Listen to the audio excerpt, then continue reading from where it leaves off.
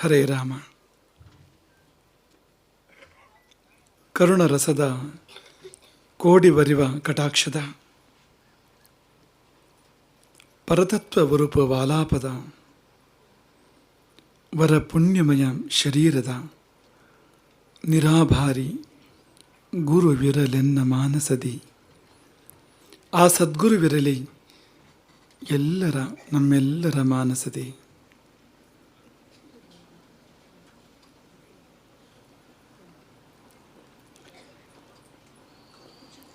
ಶ್ರೀ ಜಾನಕಿ ತುಂಡ ಸರೋಜ ಭೃಂಗಃ ಶ್ರೀರಾಮಚಂದ್ರಃ ಸಹ ಲಕ್ಷ್ಮಣೇನ ಶ್ರೀರಾಮಚಂದ್ರಾಖ್ಯ ಪುರೇ ವಿಭಾತಿ ಶ್ರೀಮತ್ತಟೆ ಪುಣ್ಯಶರಾವತೀಯೇ.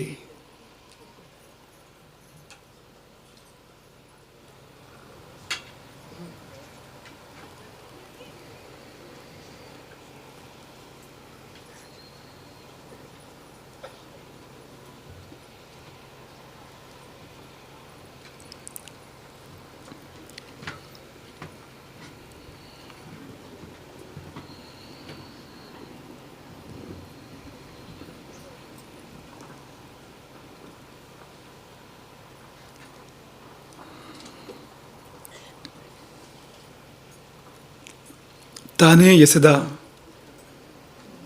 ಬಾಣದಿಂದ ಉದ್ಭವಿಸಿದ ನದಿ ಶರಾವತಿ. ಅದರ ತೀರದಲ್ಲಿ ತಾನೇ ನಿಂತು ಕಂಗೊಳಿಸುವ ಭಕ್ತವರ್ಗವನ್ನು ಅಷ್ಟೇ ಏಕೆ ಸಮಸ್ತ ಪ್ರಪಂಚವನ್ನು ಆಶೀರ್ವದಿಸುವ ಪ್ರಭು ಶ್ರೀರಾಮಚಂದ್ರ. ನಾವಾಗಾಗ ನೆನಪಿಸ್ಕೊಳ್ತೇವೆ, ಬಾಣದಿಂದ ರಕ್ತ ಹರಿಯುತ್ತದೆ. ಇದು ಸಾಮಾನ್ಯ. ಬಾಣದಿಂದ ರಕ್ತವಲ್ಲದೆ ಬೇರೆಯನ್ನು ಹರಿಬೇಕು ಹೇಳಿ. ಆದರೆ ಬಾಣದಿಂದ ನದಿ ಹರಿಬೇಕು ಅಂದರೆ ಬಾಣವನ್ನು ಎಸೆದವನು ರಾಮನಾಗಿರಬೇಕು. ಹಾಗಿದ್ದಾಗ ಮಾತ್ರವೇ ಅದು ಸಾಧ್ಯ. ಹಾಗೆ ಅಂತಹ ರಾಮನಿಂದ ಉಗಮಿಸಿದ ಶರಾವತಿಯ ತೀರ, ಅಲ್ಲಿ ನೆಲೆಸಿರ್ತಕ್ಕಂಥ ಪ್ರಭು ಶ್ರೀರಾಮಚಂದ್ರ, ಜೊತೆಯಲ್ಲಿ ಸೀತೆ, ಲಕ್ಷ್ಮಣ, ಆಂಜನೇಯರು. ಈ ಒಂದು ದಿವ್ಯ ಸನ್ನಿಧಾನದಲ್ಲಿ ನಾವೆಲ್ಲ ಇಂದು ಸೇರಿದ್ದೇವೆ. ಎಷ್ಟೋ ಬಾರಿ ಸೇರಿದ್ದೇವೆ, ಇಂದೇನು ಮೊದಲಲ್ಲ. ಆದರೆ ಇಂದು ವಿಶೇಷ ಇದೆ. ಇಷ್ಟು ಬಾರಿ ಸೇರಿದ್ದು ಈ ಕ್ಷೇತ್ರದ ಫಲವುಣ್ಣುವ ಸಲುವಾಗಿ. ಈ ಕ್ಷೇತ್ರದ ಈ ಮಣ್ಣಿನ ಪುಣ್ಯ ಇದೆಯಲ್ಲ, ಇದು ಅನೇಕ ಕಾರ್ಯಗಳನ್ನು ಮಾಡಿಸಿದೆ. ನೀವು ಎಲ್ಲ ನಿಮಿತ್ತ ಮಾತ್ರ. ಈ ಮಣ್ಣಿನ ಪುಣ್ಯ ಎಷ್ಟು ದೊಡ್ಡದಿದೆ ಅಂದರೆ ಅಂಥ ಅನೇಕ ಅಘಟಿತ ಘಟನೆಗಳನ್ನು ನೆರವೇರಿಸಿದೆ. ನಾವೆಲ್ಲ ಅದರ ಫಲವುಂಡವರು, ಆಸ್ವಾದನೆ ಮಾಡಿ ಸಂತೋಷಪಟ್ಟವರು.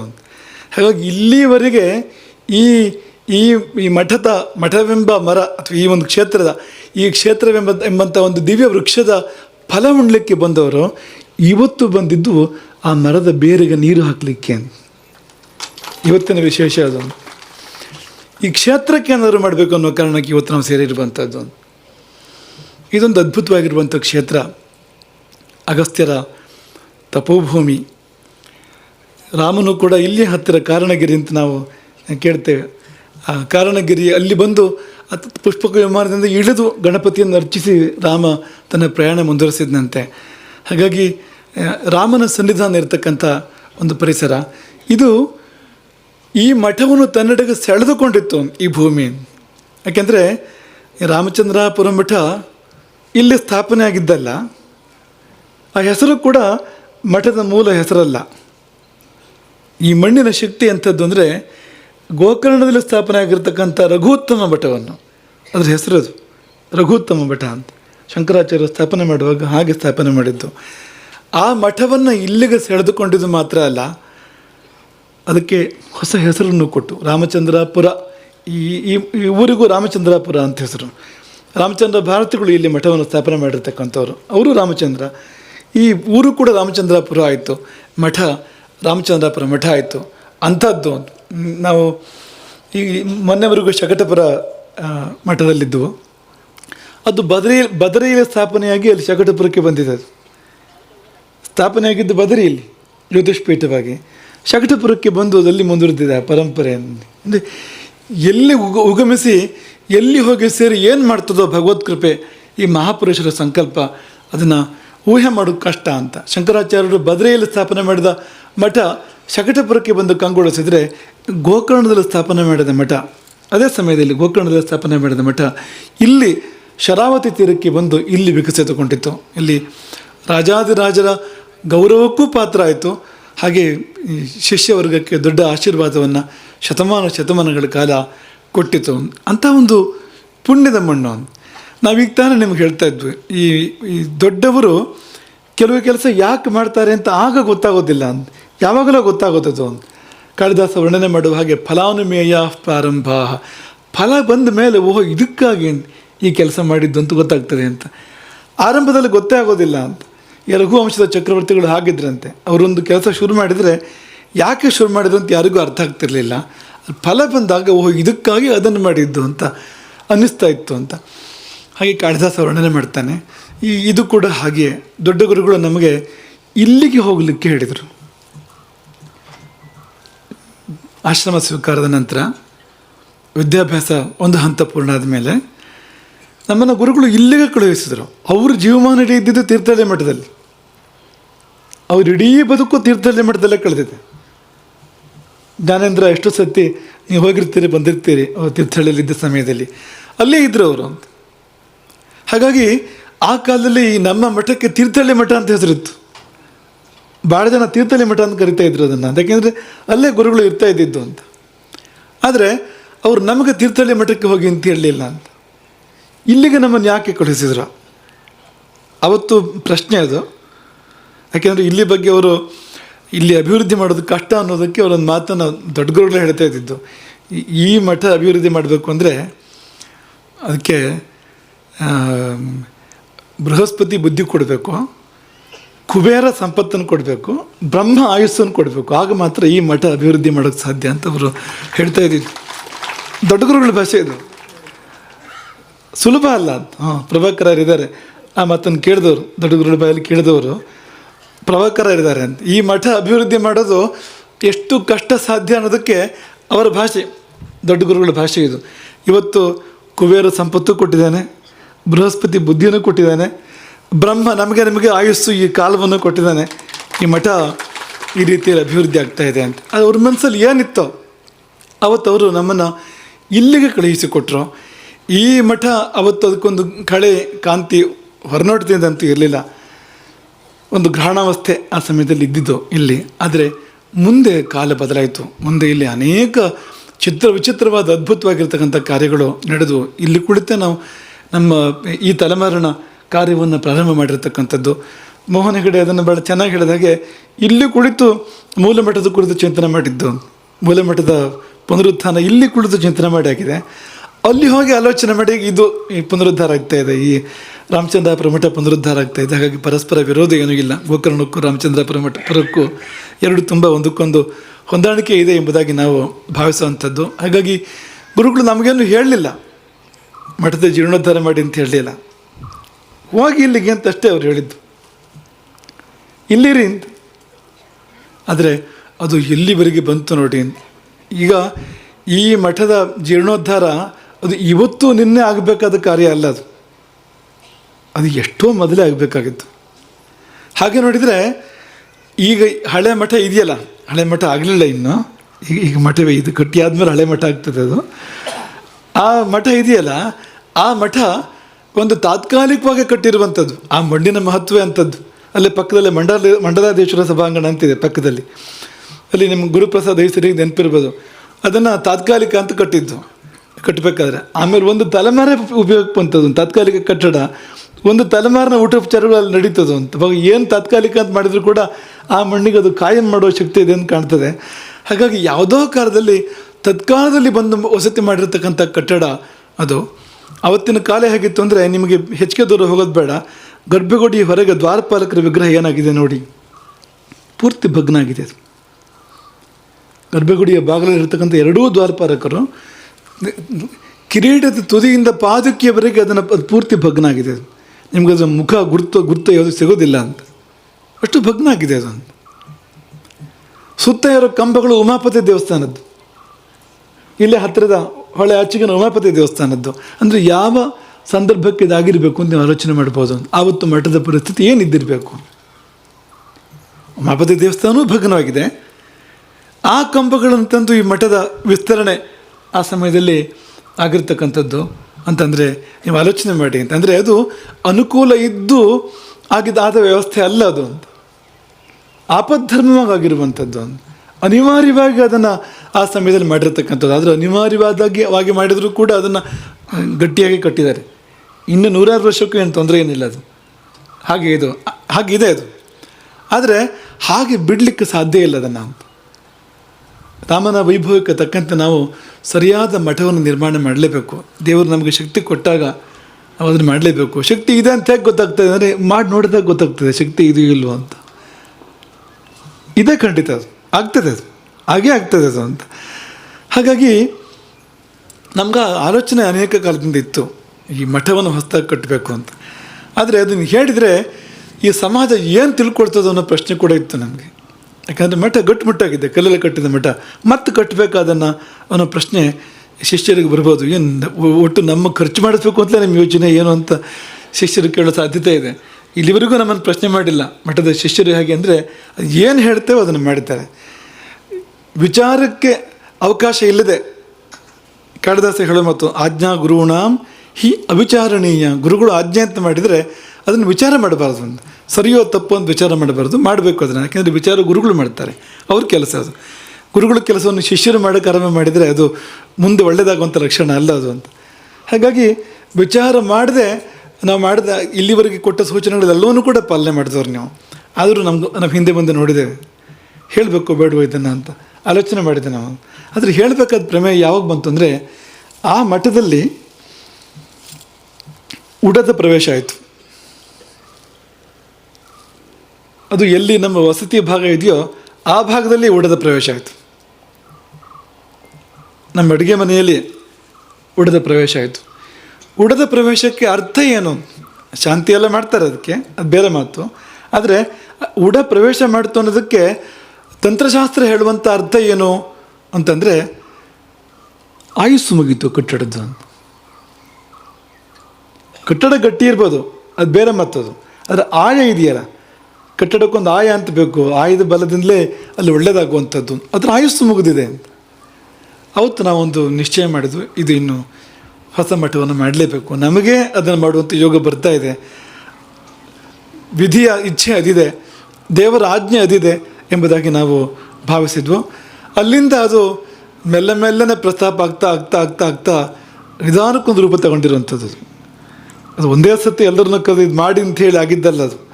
ಅದರ ಬದಲಿಗೆ ಅಲ್ಲೊಂಚೂರು ಇಲ್ಲೊಂಚೂರು ಎಲ್ಲೊಂದು ಹೀಗೆ ಪ್ರಸ್ತಾಪ ಆಗ್ತಾ ಕೊನೆಗೊಂದು ರೂಪವನ್ನು ಅದು ತೆಗೆದುಕೊಂಡು ಈ ಹಂತಕ್ಕೆ ಅದು ಬಂದಿದೆ ಅಂತ. ಹಾಗಾಗಿ ದೇವರ ಸೂಚನೆ ಅದು ಅಂತ, ಹೊಸ ಮಠವನ್ನು ಮಾಡಿ ಎನ್ನುವಂಥ ಒಂದು ಸೂಚನೆ ಅದು ಅಂತ.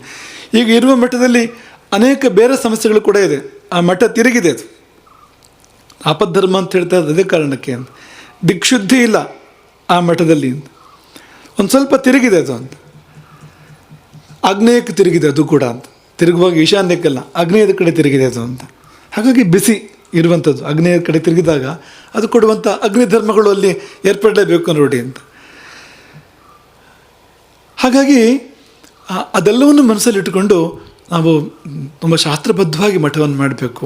ದಿಕ್ಶುದ್ಧಿ ಇಲ್ಲದಿದ್ದಾಗ ಏನಾಗ್ತದೆ ಅಂದರೆ ನೀವು ಏನೇ ಮಾಡಿದರೂ ನಿಧಾನಕ್ಕೆ ಅದು ಜಾರ್ತದೆ ಅದು ಅಂತ. ಯಾವುದೇ ಒಂದು ಧರ್ಮದಲ್ಲಿ ಒಂದು ಕಾರ್ಯವನ್ನು ನಿಲ್ಲಿಸಿದ್ರು ಕೂಡ ನಿಧಾನಕ್ಕೆ ಅದು ದಿಕ್ಕು ತಪ್ಪಿ ಹೋಗುವಂಥ ಅವಕಾಶಗಳು. ದಿಕ್ಕು ಶುದ್ಧ ಇಲ್ಲದೆ ಒಂದು ಕಟ್ಟಡ ಕಟ್ಟಿದರೆ ನಿಧಾನಕ್ಕೆ ನೀವು ಏನೇ ಮಾಡಿದರೂ ದಿಕ್ಕು ತಪ್ಪಿ ಹೋಗುವಂಥ ಅವಕಾಶಗಳು ಇರ್ತದೆ ಅಲ್ಲಿ ಅಂತ. ಹಾಗಾಗಿ ಅದೆಲ್ಲ ಕಾರಣಕ್ಕೆ ಹೊಸದಾಗಿ ಮಠವನ್ನು ನಿರ್ಮಾಣ ಮಾಡಬೇಕು. ಈ ಭೂಮಿ ತುಂಬ ಪ್ರಶಸ್ತವಾಗಿರುವಂಥದ್ದು. ಈ ಭೂಮಿ ಪೂರ್ವ ಪ್ಲವ ಇರ್ತಕ್ಕಂಥ ಶುಭವಾದ ದಿಕ್ಕಿಗೆ ಪ್ಲವ ಇರತಕ್ಕಂಥ ಒಂದು ಭೂಮಿ ಇದು. ಆ ಭೂಮಿಗಿಂತ ಒಂದು ಉತ್ತಮವಾಗಿರ್ತಕ್ಕಂಥ ಉತ್ಕೃಷ್ಟವಾಗಿರ್ತಕ್ಕಂಥ ಭೂಮಿ ಇದು. ಇಲ್ಲಿ ಮಾಡೋಣ ಎನ್ನುವ ಒಂದು ಮನಸ್ಸು, ಒಂದು ಅಭಿಪ್ರಾಯ ನಮಗೆ ಬಂತು. ಅದಕ್ಕೆ ದೈವ ಅನುಮತಿಸಿತು. ಇವತ್ತು ಈ ಶಿಲಾನ್ಯಾಸ ಕಾರ್ಯಕ್ರಮ ಇಲ್ಲಿ ನೆರವೇರಿದೆ. ಮಂಜುನಾಥ್ ಗೌಡರು ಮಾತನಾಡ್ತಾ ಒಂದು ಮಾತನ್ನು ಹೇಳಿದರು. ರಾಮಾಯಣ ಮಹಾಸತ್ರ ವಿಶ್ವಗೋ ಸಮ್ಮೇಳನ ಸಂದರ್ಭ ನೆನಪು ಮಾಡಿಕೊಂಡು ದುಡ್ಡೇ ಇರಲಿಲ್ಲ ಅಂತ ಆ ಸಮಯದಲ್ಲಿ ಅಂತ. ನಿಮಗೊಂದು ಸತ್ಯ ಹೇಳಬೇಕಾ, ಇದು ಆವತ್ತಿನ ಕಥೆ ಅಲ್ಲ, ಯಾವತ್ತಿನ ಕಥೆ ಅದು. ಅದು ಆ ಒಂದು ಕಾರ್ಯಕ್ರಮ ಸಂದರ್ಭಕ್ಕೆ ಹಾಗಿದ್ದಿದ್ದು ಅಂತಲ್ಲ. ಅದು ನೀವು ಯಾವ ಕಾರ್ಯಕ್ಕೆ ಹೊರಡಿ, ಅದೇನು ಇದ್ದು ಮಾಡಿದ್ದೇ ಅಲ್ಲ, ಹೊರಗಡೆ ಕಲ್ಪನೆ ಬೇರೆ ಇದೆ. ಹೊರಗಡೆ ಸಮಾಜದಲ್ಲಿ ರಾಮಚಂದ್ರಾಪುರ ಮಠ ಅಂದರೆ ಅಲ್ಲಿ ಕೊಪ್ಪರಿಗೆ ಇದೆ ಅನ್ನೋ ಕಲ್ಪನೆ ಇದೆ. ನಮ್ಮಲ್ಲಿ ಕೊಪ್ಪರಿಗೆ ಇರೋದು ಹೌದು, ಒಂದು ಬೆಲ್ಲದ್ದು. ನಾವಿಲ್ಲಿ ಆಲೆಮನೆ ನಡೀತದೆ ಪ್ರತಿ ವರ್ಷವೂ ಕೂಡ, ಇಲ್ಲಿ ಕಬ್ಬು ಹಾಕಿದ್ದೇವೆ ನಾವಿಲ್ಲಿ. ಬೆಲ್ಲದ ಕೊಪ್ಪರಿಗೆ ಇದೆ, ಚಿನ್ನದ ಕೊಪ್ಪರಿಗೆ ಇಲ್ಲ. ಈ ಚಿನ್ನದ ಕೊಪ್ಪರಿಗೆ ಅಂದರೆ ಚಿನ್ನ ಅಂದರೆ ಯಾವುದು ಅಂದರೆ ಶಿಷ್ಯರೇ ಚಿನ್ನ, ಬೇರೆ ಏನೂ ಇಲ್ಲ, ಅದೇ ಚಿನ್ನ. ಅವರು ಒಟ್ಟಿಗೆ ನಿಂತು ಈ ಸಂಕಟದ ಸಮಯ ಇರಲಿ ಅಥವಾ ಸಂಪತ್ತಿನ ಸಮಯ ಅಂದರೆ ಅಭಿವೃದ್ಧಿಯ ಸಮಯ ಇರಲಿ, ಒಟ್ಟಿಗೆ ನಿಂತು ಏನು ಬೇಕಾದರೂ ಮಾಡ್ತೇವೆ ಅನ್ನುವಂಥ ಶಿಷ್ಯರಿದ್ದಾರಲ್ಲ, ಅದು ಚಿನ್ನ ಅಷ್ಟೇ ಅಂತ. ಹೀಗಾಗಿ ಒಂದು ರಾಮನ ಅನುಗ್ರಹ ಮತ್ತು ಶಿಷ್ಯಬಲ, ಇದರಿಂದಾಗಿ ಎಲ್ಲ ಕಾರ್ಯಗಳು ನಡೀತಾ ಬಂದಿರುವಂಥದ್ದು. ಯಾವ ಒಂದು ಕಾರ್ಯ ಆರಂಭ ಮಾಡುವಾಗಲೂ ಕೂಡ ಅದಕ್ಕೆ ಬೇಕಾದ ಒಂದು ಇಡುಗಂಟು ಇದ್ದು ಮಾಡಿದ್ದಲ್ಲ ಅಂತ. ಇದು ಅಪವಾದ ಅಲ್ಲ, ಏನು ಇದು ಅಂಥದ್ದೇ. ಶುರು ಮಾಡುವಾಗ ಏನೂ ಇದ್ದು ಶುರು ಮಾಡಿರುವಂಥದ್ದಲ್ಲ. ಆದರೆ ಒಂಚೂರು ಇದು ವಾಸಿ ಯಾಕೆ ಅಂದರೆ ಆರಂಭದಲ್ಲೇ ಒಂದಷ್ಟು ಧೈರ್ಯ, ನಾವಿದ್ದೇವೆ, ನಮ್ದು ಈ ಕೊಡುಗೆ ಆ ಕೊಡುಗೆ ಅಂತ ಹೇಳೋಂಥವ್ರು ಶುರುವಿಗೆ ಇದ್ದಾರೆ. ಶಿಲಾನ್ಯಾಸ ಸಮಯಕ್ಕೆ ಇಷ್ಟು ಆಶ್ವಾಸನೆ ಈ ಸಮಯದಲ್ಲಿದೆ, ಬೇರೆ ಕಾರ್ಯಗಳಲ್ಲಿ ಇದು ಏನೂ ಇಲ್ಲ. ಈಗ ಉದಾಹರಣೆಗೆ ಅಲ್ಲಿ ಮೂಲ ಮಟ್ಟದಲ್ಲಿ ಎಷ್ಟೆಲ್ಲ ಕೆಲಸಗಳಾಗ್ತಾ ಇದೆಯಲ್ಲ, ಅಲ್ಲಿ ಏನೂ ಇಲ್ಲದೆ ಆಗ್ತಾ ಇರುವಂಥದ್ದು ಅದು ಅಂತ, ಏನೇನೂ ಇಲ್ಲದೆ ಆಗ್ತಾ ಇರುವಂಥದ್ದು. ಅದು ಏನು ಆ ಕೊರೋನಾ ಮಹಾಮಾರಿ ತನ್ನ ತುಂಗಾವಸ್ಥೆಯಲ್ಲಿದ್ದಾಗ ಆ ಕೆಲಸ ಅದೆಲ್ಲ ಆರಂಭ ಆಗಿರುವಂಥದ್ದು. ಇವತ್ತು ಅಲ್ಲಿ ಇಷ್ಟು ಕಾರ್ಯಗಳು ನಡೆದಿದೆ ಅಂದರೆ ನಮಗದು ನಂಬಿಕೆ ಕೂಡ ಬರೋದಿಲ್ಲ. ಹೌದಾ, ಇದು ನಾವೇ ಮಾಡಿದ್ದು ಹೌದಾ, ಮಠದ ಶಿಷ್ಯರು ಭಕ್ತರ ಇದಕ್ಕೆ ಸಂಪತ್ತನ್ನು ದಾನ ಮಾಡಿದ್ರ ಅನ್ನೋ ಪ್ರಶ್ನೆ ಬರ್ತದೆ ಅಂತ. ಆದರೆ ಅದು ನೆರವೇರಿ ಹೋಗಿದೆ, ನಡೆದು ಹೋಗಿದೆ. ಇಲ್ಲೂ ಕೂಡ ಅಂಥದ್ದೊಂದು ಅಘಟಿತ ಘಟನೆ ನಡಿಬೇಕಾಗಿದೆ, ನಡೀತದೆ ಅದು. ಯಾಕೆಂದರೆ ಆ ಶಿಲಾನ್ಯಾಸ ಅಷ್ಟು ಅದ್ಭುತವಾಗಿತ್ತು. ಆ ಶಿಲಾನ್ಯಾಸದ ಸಮಯದಲ್ಲಿ ಒಂದು ಏನು ಭಾವ ಏರ್ಪಟ್ಟಿದ್ದು ನಮ್ಮೊಳಗೆ, ನಿಮ್ಮೊಳಗೆ, ಅದನ್ನು ನೆನೆಸ್ಕೊಂಡ್ರೆ ಈ ಕಾರ್ಯ ಹೂವಿತ್ತದಂತೆ ನಡೀತದೆ ಅಂತ ಹೇಳಬೇಕು ನಾವು. ಈ ಕಾರ್ಯ ಯಥಾಯೋಗ್ಯವಾಗಿ ನಡೀತದೆ. ಮತ್ತು ಸಾವಿರಾರು ವರ್ಷ ಅಲ್ಲ, ಅನಂತ ಕಾಲದವರೆಗೆ ಬಾಳಿ ಬೆಳಗುವಂಥ ಮಠ ಇಲ್ಲಿ ನಿರ್ಮಾಣಗೊಳ್ತದೆ ಅಂತ ಆ ಕ್ಷಣದ ಹೃದಯದ ಅಲೆಗಳಿಂದ ಹೇಳ್ಬೋದು ಅಂತ, ಆ ಕ್ಷಣದ ಭಾವದಿಂದ ಹೇಳ್ಬೋದು. ಅದಕ್ಕೆ ಜ್ಯೋತಿಷ ಬೇಡ ಅಂತ, ಕೇವಲ ಅಂತರಂಗದ ಭಾವ ಸಾಕು ಅಂತ. ಮತ್ತು ಒಂದು ವಿಶೇಷ ಅಂದರೆ ಅಯೋಧ್ಯೆಯ ಮಣ್ಣನ್ನು ಅಲ್ಲಿ ಸಮರ್ಪಣೆ ಮಾಡಿ ಆ ಕಾರ್ಯವನ್ನು ಆರಂಭ ಮಾಡಿರ್ತಕ್ಕಂಥದ್ದು. ಆ ಶಿಲಾನ್ಯಾಸ ಆಗಿರುವಂಥದ್ದು ಹೇಗೆ ಅಂದರೆ ಅಯೋಧ್ಯೆಯ ಮಣ್ಣು ಅಲ್ಲಿ ಸಮರ್ಪಿತವಾಗಿರುವಂಥದ್ದು. ಹಾಗಾಗಿ ಇದು ದಕ್ಷಿಣದ ಅಯೋಧ್ಯೆ, ಧಾರಾಳ ಹೇಳ್ಬೋದು ನೀವು, ದಕ್ಷಿಣದ ಅಯೋಧ್ಯೆಯಾಗಿ ಇದು ಕಂಗೊಳಿಸ್ತದೆ ಇದು. ಹಾಗೆ ಇಲ್ಲಿವರೆಗೂ ಯಾವ ನಮ್ಮ ಮಠವೂ ಕೂಡ ಅಯೋಧ್ಯೆ ಮಣ್ಣನ್ನು ಅಲ್ಲಿ ನಿಕ್ಷೇಪ ಮಾಡಿ ಆಗಿದ್ದು ಅಂತಿಲ್ಲ. ಇದು ಮಾತ್ರ ಹಾಗೆ ಆಗ್ತಾ ಇದೆ ಇದು. ಹಾಗಾಗಿ ಅದೊಂದು ಅಘಟಿತ ಘಟನೆ ಇಲ್ಲಿ ನಡೀಲಿಕ್ಕಿರ್ತಕ್ಕಂಥದ್ದು. ನಾವು ನೀವೆಲ್ಲರೂ ಕೂಡ ಅದಕ್ಕೆ ಸಾಕ್ಷಿಗಳಾಗಬೇಕು. ಇಲ್ಲಿ ಇಬ್ಬರು ಶಾಸಕ ದ್ವಯರು ಒಂದೊಂದು ಮಾತನ್ನು ಹೇಳಿದರು, ಭಾಳ ಚೆನ್ನಾಗಿತ್ತು. ಗೋಪಾಲ ಕೃಷ್ಣ ಮೊದಲು ಹೇಳಿದರು, ನನ್ನ ವ್ಯಾಪ್ತಿಗೆ ಇದು ಬರೋದಿಲ್ಲ, ಹಾಗಂತ ನಾನೇನು ಕಡಿಮೆ ಮಾಡೋದಿಲ್ಲ, ನಾನು ಮಾಡಬೇಕಾದ್ದೆಲ್ಲ ಮಾಡ್ತೇನೆ, ವೈಯಕ್ತಿಕವಾಗಿ ಮಾಡ್ತೇನೆ, ಮತ್ತು ಸರ್ಕಾರದಿಂದ ಏನು ಮಾಡ್ಬೋದು ಅದೆಲ್ಲವನ್ನು ಕೂಡ ಮಾಡ್ತೇನೆ ಎನ್ನುವ ಮಾತನ್ನು ಹೇಳಿದರು. ಅದೊಂದು ಮಾತು. ಆಮೇಲೆ ಜ್ಞಾನೇಂದ್ರ ಮಾತಾಡ್ತಾ ಅದನ್ನೇ ಉಲ್ಲೇಖ ಮಾಡಿ ಇದು ನನಗೆ ಸೇರ್ತದೆ ಅಂತ ಭಾರಿ ಹೆಮ್ಮೆಯಿಂದ ಹೇಳಿದರು. ಅಂದರೆ ಆ ವಾಕ್ಯ ಅಷ್ಟೇ ಆದರೂ ಕೂಡ ಅದು ಆ ಗರ್ವ, ಆ ಹೆಮ್ಮೆ ಹೇಗಿತ್ತು ಅಂದರೆ ನೀವು ಕೂತವ್ರಿಗೆ ಅದರ ಒಂದು ಸತಿ ಎದೆ ಉಪಸಾಗ ಆಗಿರಬೇಕು ಅಂತ ಆ ರೀತಿಯಲ್ಲಿ ಹೇಳಿದರು ಅಂತ. ಯಾಕೆ ಇದನ್ನು ನೆನ್ಪು ಮಾಡಿಕೊಂಡು ಅಂದರೆ ಈ ಭಾವ ನಮಗೆ ಬೇಕು ಅಂತ, ಈ ಭಾವ ನಮಗೆ ಬೇಕು. ನಿಮಗೆಲ್ಲ ಆ ಅಭಿಮಾನ ಬಂದಾಗ ಇದು ನಮ್ಮ ಮಠ ಅಂತ, ಇದರ ಅಭ್ಯುತ್ಥಾನ ನಮ್ಮ ಕಾರ್ಯ ಅನ್ನೋ ಭಾವ ನಿಮಗೆ ಯಾವಾಗ ಬರ್ತದೋ ಆ ಒಂದು ಅಭಿಮಾನ ಅಂತ, ಇದು ನಮಗೆ ಸೇರ್ತದೆ ಅಂತ, ಈ ಕಾರ್ಯ ಇದು ಹೂವೆತ್ತದೆ ಅಂತ ಆಗೋದ್ರಲ್ಲಿ ಯಾವ ಸಂಶಯ ಕೂಡ ಇಲ್ಲ, ಇದು ಬೇಕು ಅಂತ. ಆಮೇಲೆ ಗೋಪಾಲಕೃಷ್ಣ ಹೇಳಿದ್ದು ಕೂಡ ಹಾಗೆ ಅಂತ, ಅದು ಅವನ ಕೆಲಸ, ಅದು ನಾನು ಯಾಕೆ ಮಾಡಬೇಕು ಅದನ್ನು, ನಮ್ಮೆಲ್ಲರದ್ದು ಕೆಲಸ ಇದು. ಹಾಗಾಗಿ ನಮಗೆ ಯಾರಿಗೂ ಹಾಗೆ ಅನಿಸ್ಬಾರ್ದು. ಈ ಮಠದ ಯಾವ ಕಾರ್ಯವೂ ಕೂಡ ಯಾರೋ ಒಬ್ರದ್ದಲ್ಲ ಅಂತ, ಅವ್ರದ್ದು ಇವ್ರದ್ದು ಅಂತಲ್ಲ, ನಮ್ಮದೇ ಅದು ಅಂತ. ನಮ್ಮದೇ ಆದರೆ ಹೇಗೆ ಮಾಡ್ತೇವೆ ಹಾಗೆ ಮಾಡಬೇಕು, ನಮ್ಮ ಮನೆಯ ಕಾರ್ಯವನ್ನು ಮಾಡದಂತೆ ಮಾಡಬೇಕು. ಹಾಗೆ ಪಕ್ಕದ ಕಾರ್ಯಕರ್ತನ ಕೆಲಸವನ್ನು ಕೂಡ ನನ್ನ ಕೆಲಸ ಅಂತ ತಿಳ್ಕೊಂಡು ಪೂರ್ಣ ಸಹಕಾರವನ್ನು, ಸಹಯೋಗವನ್ನು ಅದು ಕೊಡಬೇಕು ಅಂತ. ಹಾಗಾಗಿ ಶಾಸಕ ದ್ವಯರ ಸಂದೇಶ ಇದೆಯಲ್ಲ, ಮಠ ಕಟ್ಟಲಿಕ್ಕೆ ಸಾಕು ಅಂತ ಅನಿಸ್ತದೆ ನಮಗೆ ಅಂತ, ಆಮೇಲೆ ಅದನ್ನು ನಡೆಸಲಿಕ್ಕೆ ಸಾಕು ಅದನ್ನು ಅಂತ, ಅದಕ್ಕೆ ಬೇಕಾಗಿರುವಂಥ ಒಂದು ಬೀಜ ಅದರಲ್ಲಿದೆ ಎಂಬುದಾಗಿ ನಾವು ಭಾವಿಸೋವಂಥದ್ದು ಅಂತ. 1008 ದಿನಗಳು. ಅದು ನಮ್ಮ ಮಾತಂತೂ ಅಲ್ಲ, ಅದು ರಾಮನ ಮಾತು, ಅದು ರಾಮನ ಇಚ್ಛೆ. ಅದು 1008 ದಿನದಲ್ಲಿ ಈ ಕಾರ್ಯವನ್ನು ಪೂರ್ತಿ ಮಾಡಬೇಕು. ನಾವು ಅದಕ್ಕಿಂತ ಹೆಚ್ಚು ಸಮಯವನ್ನು ತಗೊಳ್ಬಾರ್ದು. ಮನಸ್ಸು ಮಾಡಿದರೆ ಆಯಿತು, ಶಕ್ತಿಯನ್ನು ರಾಮ ಕೊಡ್ತಾನೆ.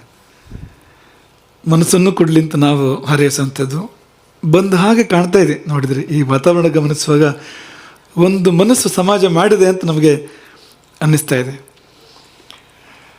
ಆ ಕೊನೆಯ 8 ದಿನಗಳ ಲೆಕ್ಕಕ್ಕೆ ಇಟ್ಕೊಳ್ಬೇಡಿ, ಯಾಕೆಂದರೆ ಆ 8 ದಿನದ ಕಾರ್ಯಕ್ರಮ ಮಾಡಬೇಕು ನಾವಾಗ ಅಂತ. ಇದು ಆದಮೇಲೆ ಈ ಪ್ರತಿಷ್ಠಾಪನೆ ಕಾರ್ಯಕ್ರಮ ಇದೆಯಲ್ಲ, 8 ದಿನದ ಅದ್ಭುತವಾದ ಕಾರ್ಯಕ್ರಮವನ್ನು ನಾವು ಇಲ್ಲಿ ಮಾಡಬೇಕಾಗಿದೆ ಅಂತ ಈಗಲೇ ಹೇಳ್ತಾ ಇದ್ದೇವೆ ಅದನ್ನು ಅಂತ. 8 ದಿನದ ಅತಿ ವಿಜೃಂಭಣೆಯ, ನಿಮಗೆ ರಾಮಾಯಣ ಮಹಾಸತ್ರವನ್ನು ವಿಶ್ವ ಗೋ ಸಮ್ಮೇಳನ ನೆನಪು ಮಾಡ್ತಕ್ಕಂಥ ಕಾರ್ಯಕ್ರಮ ನೀವು ಮಾಡಬೇಕು. ಆ ಸಮಯದಲ್ಲಿ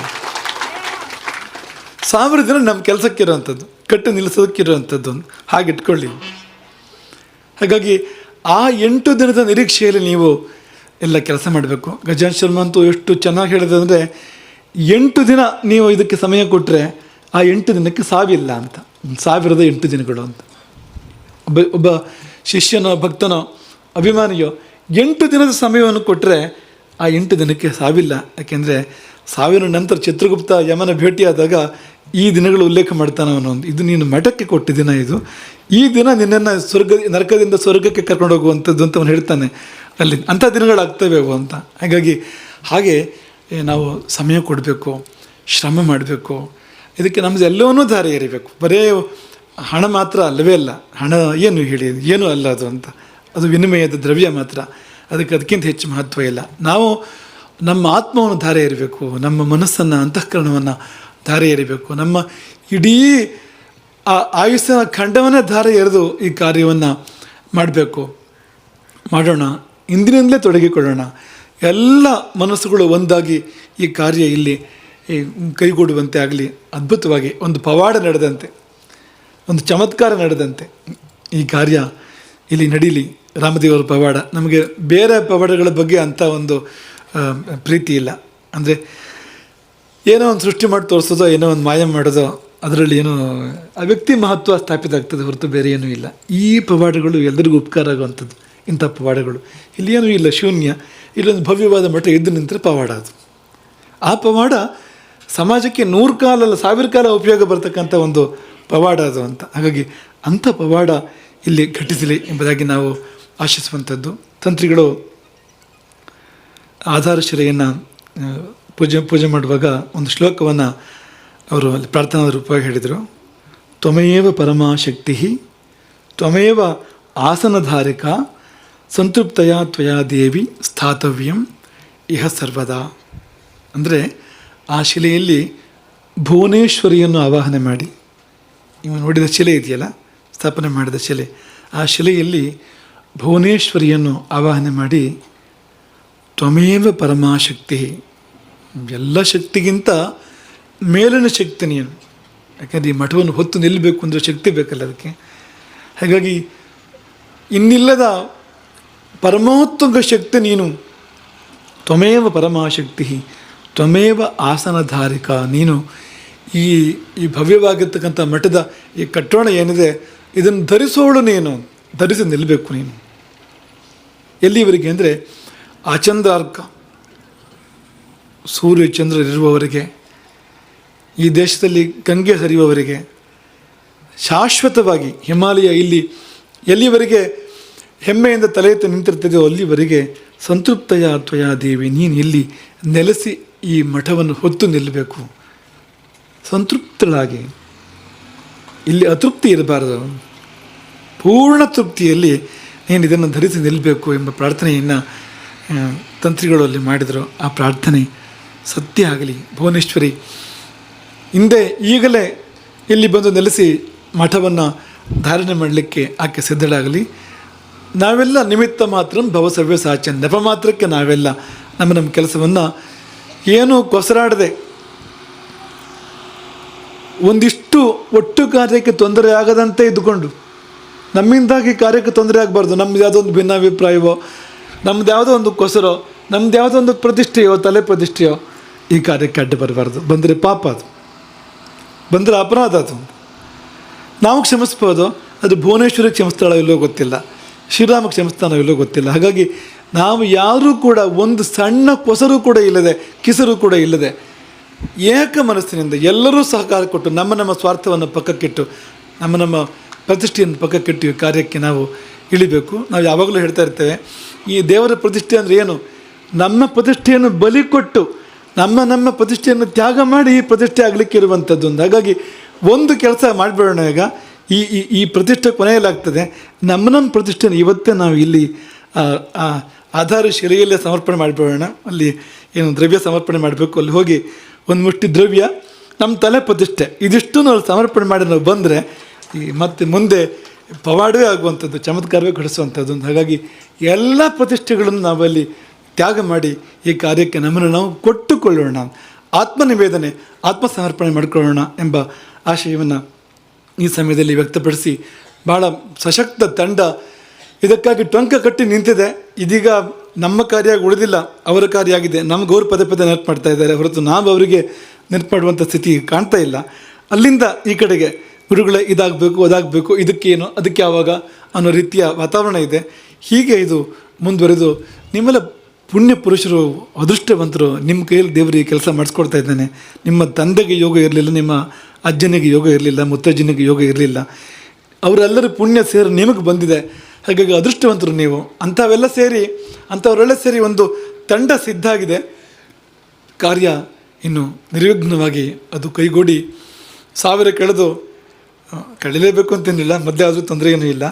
ಆ 8 ದಿನಗಳು ಏನು ವಿಶ್ವಗೋ ಸಮ್ಮೇಳನ ಮತ್ತು ರಾಮಾಯಣ ಮಹಾಸತ ನೆನಪು ಮಾಡ್ತಕ್ಕಂಥ 8 ದಿನಗಳು ಯಾವಾಗ ಬರ್ತದೋ ಎನ್ನುವ ಒಂದು ಶುಭ ನಿರೀಕ್ಷೆಯಲ್ಲಿ ನಾವೆಲ್ಲ ಇರೋಣ. ನಾವೆಲ್ಲ ಆ 8 ದಿನಗಳಲ್ಲಿ ಭಾಗಿಯಾಗಿ ಈ ಅದ್ಭುತ ಕಾರ್ಯದ ಫಲಾನುಭವಿಗಳಾಗೋಣ ಎಂಬುದಾಗಿ ಈ ಸಮಯದಲ್ಲಿ ಹೇಳಿ, ರಾಮದೇವರ ಸನ್ನಿಧಾನದಲ್ಲಿ, ಚಂದ್ರಮೌಳೀಶ್ವರ ರಾಜರಾಜೇಶ್ವರಿಯ ಸನ್ನಿಧಾನದಲ್ಲಿ, ನಮ್ಮ ಈ ಗುರು ಪರಂಪರೆ ಎಲ್ಲ ಗುರುಗಳ ಸನ್ನಿಧಿಯಲ್ಲಿ, ಆದಿಗುರು ಶಂಕರ ಭಗವತ್ಪಾದರ ಸನ್ನಿಧಿಯಲ್ಲಿ, ಅಗೋಚರ ಗುರುತತ್ವದ ದಿವ್ಯ ಸನ್ನಿಧಿಯಲ್ಲಿ ಮತ್ತೊಮ್ಮೆ ಪ್ರಾರ್ಥನೆ ಮಾಡ್ತೇವೆ.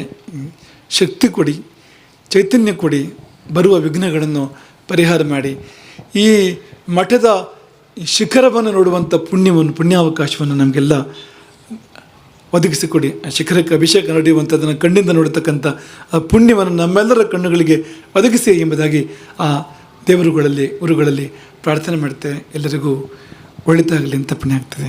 ಹರೇ ರಾಮ. ಶ್ರೀಮದ್ ಜಗದ್ಗುರು ಶಂಕರಾಚಾರ್ಯ ಶ್ರೀಮದ್ ರಾಘವೇಶ್ವರ ಭಾರತಿ ಸ್ವಾಮಿ ಮಹಾರಾಜ್ ಕೀ, ಸೀತಾರಾಮಚಂದ್ರ ಭಗವಾನ್ ಕೀ.